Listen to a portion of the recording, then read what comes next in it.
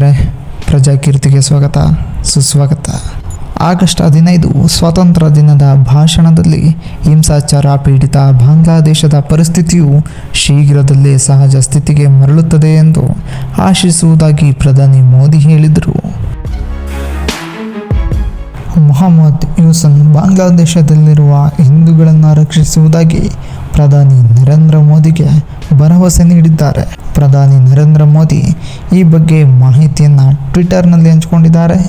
ಬಾಂಗ್ಲಾದೇಶದ ಮಧ್ಯಂತರ ಸರ್ಕಾರದ ಮುಖ್ಯಸ್ಥರಾದ ಮೊಹಮ್ಮದ್ ಯೂಸನ್ ತಮಗೆ ಕರೆ ಮಾಡಿದ್ದು ಬಾಂಗ್ಲಾದಲ್ಲಿ ಹಿಂದೂಗಳಿಗೆ ರಕ್ಷಣೆ ನೀಡುವುದಾಗಿ ಭರವಸೆ ನೀಡಿದ್ದಾರೆಂದು ಮೋದಿ ಟ್ವೀಟ್ನಲ್ಲಿ ಹೇಳಿದ್ದಾರೆ. ಆಗಸ್ಟ್ 15ರಂದು ಸ್ವಾತಂತ್ರ್ಯ ದಿನದ ಭಾಷಣದಲ್ಲಿ ಹಿಂಸಾಚಾರ ಪೀಡಿತ ಬಾಂಗ್ಲಾದೇಶದ ಪರಿಸ್ಥಿತಿಯು ಶೀಘ್ರದಲ್ಲೇ ಸಹಜ ಸ್ಥಿತಿಗೆ ಮರಳುತ್ತದೆ ಎಂದು ಆಶಿಸುವುದಾಗಿ ಪ್ರಧಾನಿ ಮೋದಿ ಹೇಳಿದರು.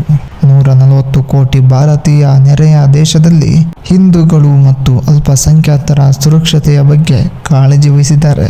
ಪ್ರೊಫೆಸರ್ ಮೊಹಮ್ಮದ್ ಯೂಸನ್ ಅವರಿಂದ ದೂರವಾಣಿ ಕರೆ ಸ್ವೀಕರಿಸಿದೆ. ಚಾಲ್ತಿಯಲ್ಲಿರುವ ಪರಿಸ್ಥಿತಿಯ ಬಗ್ಗೆ ಅಭಿಪ್ರಾಯಗಳನ್ನು ವಿನಿಮಯ ಮಾಡಿಕೊಳ್ಳಾಯಿತು. ಪ್ರಜಾಸತ್ತಾತ್ಮಕ, ಸ್ಥಿರ, ಶಾಂತಿಯುತ ಮತ್ತು ಪ್ರಗತಿಪರ ಬಾಂಗ್ಲಾದೇಶಕ್ಕೆ ಭಾರತದ ಬೆಂಬಲವನ್ನು ಈ ವೇಳೆ ಪ್ರಧಾನಿ ಮೋದಿ ಪುನರುಚ್ಚರಿಸಿದರು. ಬಾಂಗ್ಲಾ ಸರ್ಕಾರದ ಮುಖ್ಯಸ್ಥರು ಬಾಂಗ್ಲಾದೇಶದ ಹಿಂದೂಗಳು ಮತ್ತು ಎಲ್ಲ ಅಲ್ಪಸಂಖ್ಯಾತರ ರಕ್ಷಣೆ, ಸುರಕ್ಷತೆ ಮತ್ತು ಭದ್ರತೆಯನ್ನು ಭರವಸೆ ನೀಡಿದರು.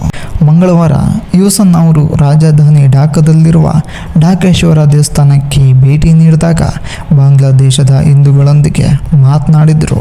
ಮಾಜಿ ಪ್ರಧಾನಿ ಶೇಖ್ ಹಸೀನಾ ಅವರನ್ನು ಪದಚ್ಯುತಿಗೊಳಿಸಿದ ನಂತರ ಇತ್ತೀಚಿನ ಹಿಂಸಾಚಾರದ ಸಂದರ್ಭದಲ್ಲಿ ಅಲ್ಪಸಂಖ್ಯಾತರ ಮೇಲೆ ಹಲ್ಲೆ ನಡೆಸಿದವರನ್ನು ಶಿಕ್ಷಿಸುವುದಾಗಿ ಅವರು ಭರವಸೆ ನೀಡಿದ್ದಾರೆ.